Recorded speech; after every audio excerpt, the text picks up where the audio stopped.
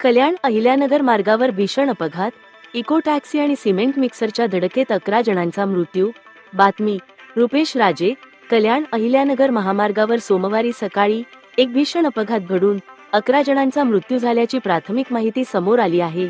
पांजार पुलावर सकाळी सुमारे 11:15 वाजण्याच्या सुमारास सिमेंट मिक्सर आणि काळी पिवळी इको टॅक्सी यांच्यात समोरासमोर जोरदार धडक झाली. मिळालेल्या माहितीनुसार मुरबाड परिसरातील काही रहिवासी इको गाडीतून कल्याणकडे प्रवास करत होते. यावेळी समोरून येणाऱ्या सिमेंट मिक्सरने त्यांच्या वाहनाला जोरदार धडक दिली. धडक इतकी तीव्र होती की इको कारचा अक्षरशः चक्काचूर झाला. या वाहनात एकूण 12 प्रवासी होते. त्यापैकी 11 जणांचा जागीच मृत्यू झाल्याची भीती व्यक्त केली जात आहे, तर एक जण गंभीर जखमी असून त्याच्यावर जवळच्या रुग्णालयात उपचार सुरू आहेत. एका वृद्ध महिलेला या अपघातातून आश्चर्यकारकरित्या जीव वाचवण्यात यश आले आहे. अपघाताचा आवाज ऐकताच स्थानिक नागरिकांनी तातडीने घटनास्थळी धाव घेत बचावकार्य सुरू केले.